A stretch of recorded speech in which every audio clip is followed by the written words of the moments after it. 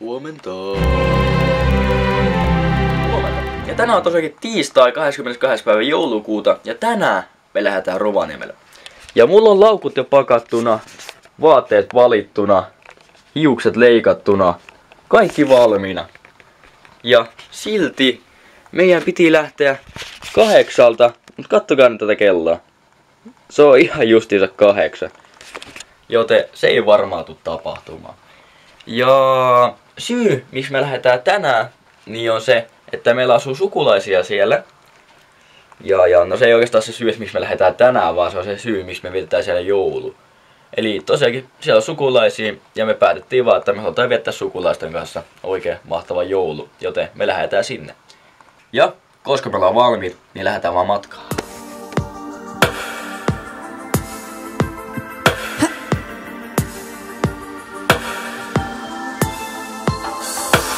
Mä muistan kun eka kerran nähtiin laivan käytävällä yhtäkin sun silmät välähti. Vaaleanpuna huuli rupes mulle räppää. Yritin olla cooli mut se ei ollutkaan läppää. Sunkaan ei tuntunut mikä normi arjelta. Heräsi aamusi sun pinkin kämpän parvelta.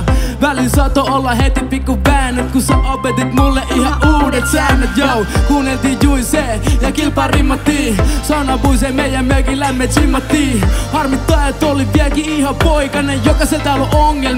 Mut mä voitan ne ja vaik välillä vähän hajottaa. Mä tein sun takia mitä wow oh oh oh oh. Kuole välillä ikävää. Mä tein sun takia mitä wow oh oh oh oh. Lähtisitkö silloin kanssani järvelle? Yeah! Sulle sukeltaisin helmen valkeaa. Istuisitko kanssani keskipenkille? Vastaisitko hellään suudelmaan?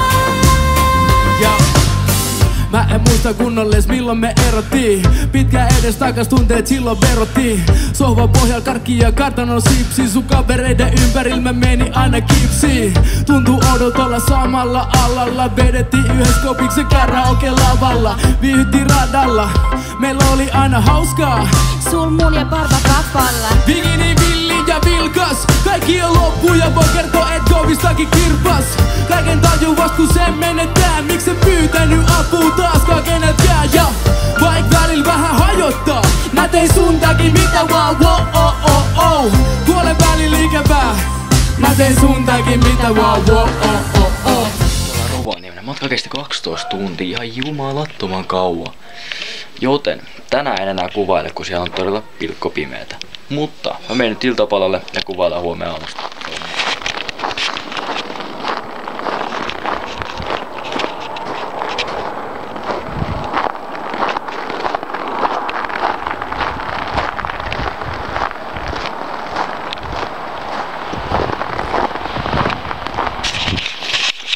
Tää paikka on aivan jumalattoman kaunis. Siis todella kaunis. Ja Lohjolla ei oltais päästy varmaan viettää valkeata joulua, mutta täällä onneksi pääsee. Ja pääsee myös ajele kelkalla tonne pellolle. Ja tehdä se hauskinta on. Ja tää on todella iso paikka, et täällä on myös hauska hiihtää ja kaikkea tämmöstä. Mutta eli tosiaankin eilen ei oikeastaan ollut mitään aktiviteetteja, elikkä eilen tehtiin viime hetken jouluostokset, sitten jotain kaikkea niinku tämmöstä, mitä nämä pikkuset teki siellä. Ja sit mä ite lähdin Revontuleen friendien kanssa ja nyt me ollaan sitten täällä meidän mökillä ja tää on itse asiassa aika hienon näköinen. Ja meillä on hirveä peliluoto sisällä, että ei oo Pleikka 4, mutta on Pleikka 3. Ja sit siihen on MV2, BO3, BO2, BO1, VRCtä ja oikeastaan siinä taisi ollakin. Ja eipä tässä mitään, lähdetään tossa yhden aikoihin takas sinne pääasunnolle ja siellä sitten tulee jouluhuomenta. Eli tosiaankin eilen kävi pukki, saatiin paljon lahjoja, mä sain itselleni tietokone, millä nyt voi editoida paremmin. Ja joo, mulla on hiukset nyt miten on, koska meille vaan soitettiin, että nyt on ruokaa ja nyt pitää sitten lähteä sinne päämökille. Ja eilen oli kyllä aika hauskaa. Saunottiin, pidettiin hauskaa.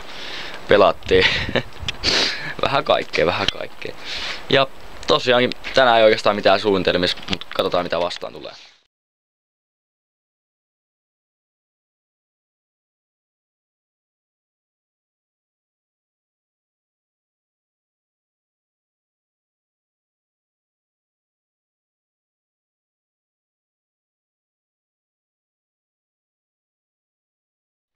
Eiköhän tää video tässä näin.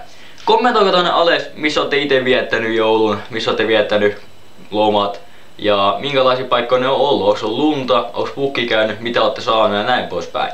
Mutta mun mielestä Rovaniemi on todella hieno paikka, varsinkin talvella. Kannattaa tosiaan käydä, jos se on mahdollista. Ja täällä on hyvä viettää lomia. Mutta ei pitäisi oikeastaan se enempää. Me nähdään sitten ensi videon parissa. Moro!